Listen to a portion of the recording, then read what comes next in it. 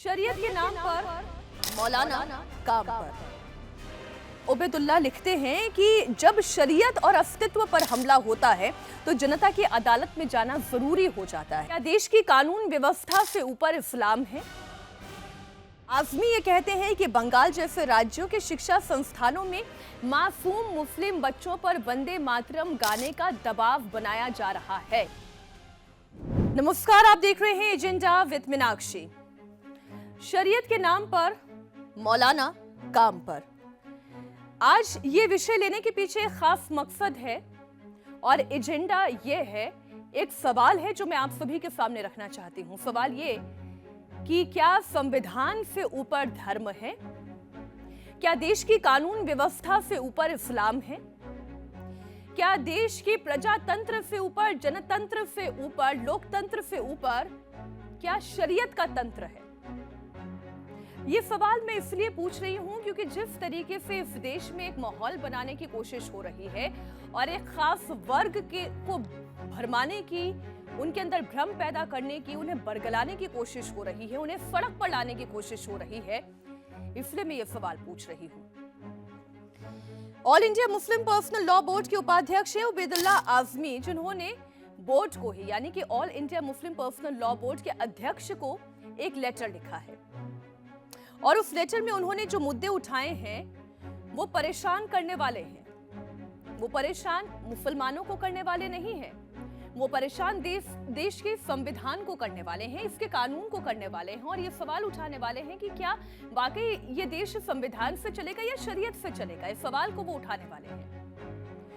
जो बात उबैदुल्लाह कह रहे हैं वो बात मैं आपके सामने रख दूं। अपने लेटर में उबैदुल्लाह लिखते हैं कि जब शरीयत और अस्तित्व पर हमला होता है तो जनता की अदालत में जाना जरूरी हो जाता है।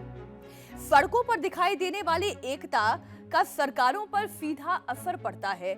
आजमी ये कहते हैं कि बंगाल जैसे राज्यों के शिक्षा संस्थानों में मासूम मुस्लिम बच्चों पर वंदे मातरम गाने का दबाव बनाया जा रहा है, कोट अनकोट मैं ये बात कह रही हूँ। तो मेरा सवाल तो आजमी साहब से ये है कि मासूम मुस्लिम बच्चों पर वंदे मातरम गाने का दबाव बनाया जा रहा है।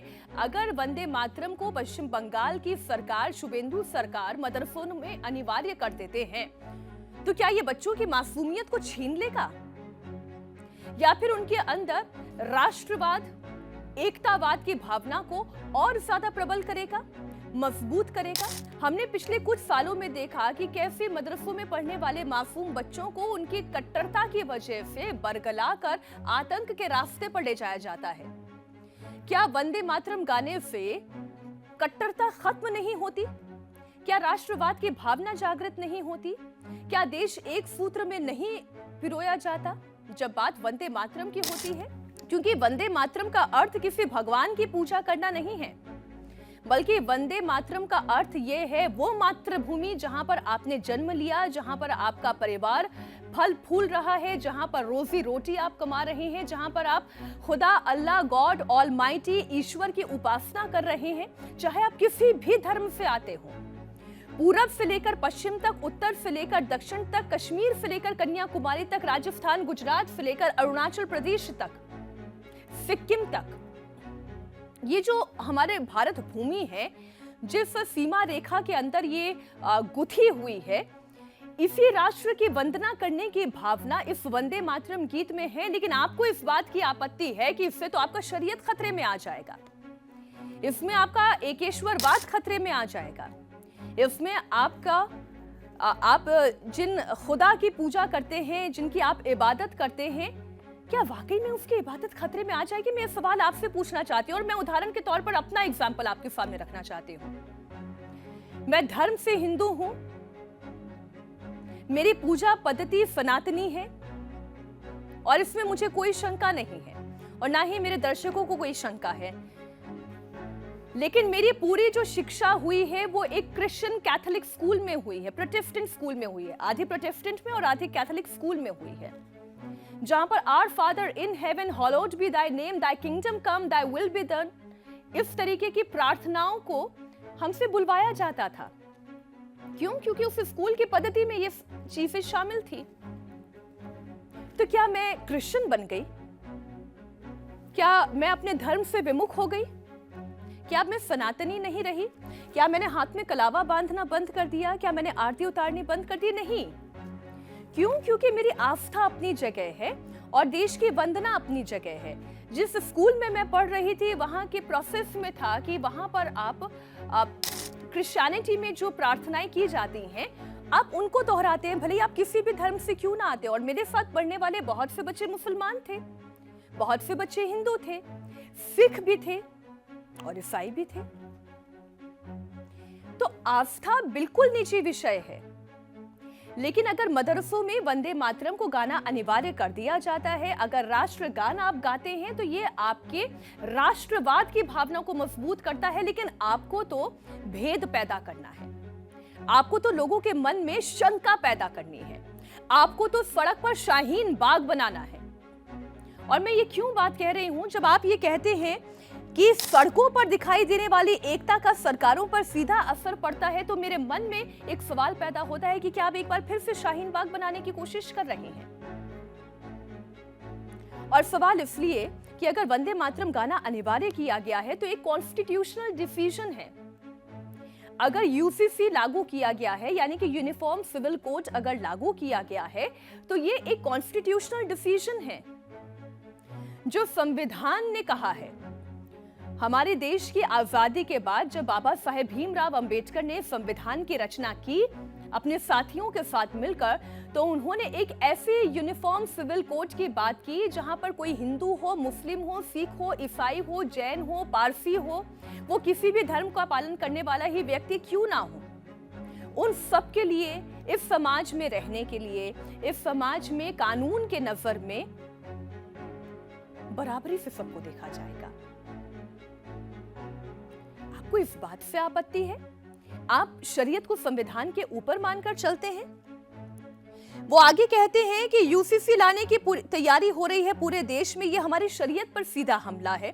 देश में वक्फ संपत्तियों पर अतिक्रमण हो रहा है, उन्हें नष्ट किया जा रहा है। वो ये कह रहे हैं कि फासीवाद के इस तूफान को केवल बंद कमरों में होने वाली कानूनी कार्रवाइयों से नहीं रोका जा सकता। यानी कि वो अपील कर रहे हैं, एक तरफ वो विक्टिमहुड खेल रहे हैं कि उनके शरीयत पर हमला हो रहा है।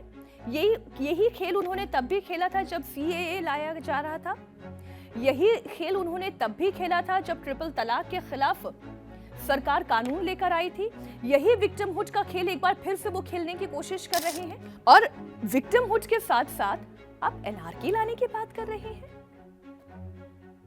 और जिस तरीके की भूमिका आप बांध रहे हैं, आप उन मासूम मुसलमानों को बरगलाने की कोशिश कर रहे हैं जो इस राष्ट्र के प्रति अपनी सच्ची श्रद्धा रखते हैं, जो लॉ अबाइडेड सिटीजन हैं, यानी कि कानून को सर्वोच्च मानते हैं, जो ये जानते हैं कि उन्हें इस देश में उनकी आस्था पर कभी भी, कहीं भी और कैसे भी आक्रमण नहीं हुआ और ना ही कोई अतिक्रमण करेगा। और जो कुछ भी होगा वो कानूनी दायरे में रहकर ही होगा। लेकिन फिर भी आप ये हंगामा पैदा करना चाहते हैं। क्यों? क्योंकि इसमें आपको सियासत दिखाई देती है। वो जो बात कह रहे हैं वो देखिए आप क्या क्या बात कह रहे हैं, ये उनके शब्द हैं। शरीयत और अस्तित्व पर हमला है, जनता की अदालत में जाना होगा, यानी कि सड़कों पर निकलने की बात आप कर रहे हैं। सड़कों पर प्रदर्शन का सरकार पर सीधा असर पड़ता है। वो ये कह रहे हैं कि बंगाल में बच्चों पर वंदे मातरम गाने का दबाव डाला जा रहा है, इसे मैंडेटरी किया गया है। उसके बाद आप कलमा पढ़ाइए ना, आप वंदे मातरम गवाइए, आप राष्ट्रगान करवाइए, तो क्या कोई कलमा पर पाबंदी लगा दी गई है? क्या नमाज पर, रोजों पर पाबंदी लगा दी गई है? या बकरीद पर, बकरी की बलि देने पर पाबंदी लगा दी गई है? लेकिन हाँ, अगर आप मन में ठान कर बैठे हैं, जैसे पश्चिम बंगाल के एक पॉलिटिशियन हैं, वो ये कह रहे हैं कि मैं तो कुर्बानी देकर रहूंगा। अगर आपके मन में ये भावना ही आ गई है कि हिंदुओं को तंग करने के लिए या उनकी आस्था के साथ खिलवाड़ करने के लिए आपको गौ की कुर्बानी देनी है, गौ हत्या अगर आपको करनी है, तो फिर आपको ये समझने की आवश्यकता है कि ये आप डराने की, धमकाने की, कानून को अपने हिसाब से तोड़ने मरोड़ने की कोशिश कर रहे हैं। वो ये कह रहे हैं कि बयानबाजी का वक्त खत्म हो चुका है, कागजी कार्रवाई का खत्म हो चुका है, अब सड़कों पर निकलने का समय आ चुका है। अब एक बात बहुत समझ लेने वाली है कि अगर हिंदू मुस्लिम एकता से रहता है तो असम का मैं एक उदाहरण आपके सामने देती हूँ, जिसका जिक्र वहां के खुद मुख्यमंत्री हिमंता बिस्वा शर्मा ने कहा। उन्होंने कहा कि मुसलमानों ने खुद सामने आकर कहा कि हम बकरीद पर बकरे की कुर्बानी देने की बात करते हैं, हम गौ हत्या नहीं करेंगे। इससे हमारे हिंदू भाइयों को तकलीफ होती है। और इसमें तो बल्कि मैं कहूंगी मौलाना अरशद मदनी की बात कहूंगी, जो all India Muslim personal law board के अध्यक्ष हैं। वो ये कह रहे हैं कि आप गाय को राज्य या राष्ट्र पशु के तौर पर घोषित करते हैं, कोई उसकी कुर्बानी नहीं देगा। और इस भावना का मैं सम्मान करती हूँ, लेकिन जो आबिदुल्ला आजमी करने की कोशिश कर रहे हैं वो विक्टिमहुड खेलने के साथ साथ एनार्की पैदा करने की कोशिश कर रहे हैं। ये एक चालाकी है जो सड़कों पर हंगामा, बवाल, खून खराबा, एक समुदाय को दूसरे समुदाय से दूर कर देने की भावना पैदा करने की कोशिश कर रही है, क्योंकि उन्हें लग रहा है कि ऐसा करके वो तख्त पलट सकते हैं, वो प्रधानमंत्री नरेंद्र मोदी को हरा सकते हैं। आज एजेंडा विद मीनाक्षी में इतना ही। इस विषय पर आपकी अपनी क्या राय है, आप हमारे साथ साझा कर सकते हैं, कमेंट बॉक्स में लिख सकते हैं। Thank you so much for joining me.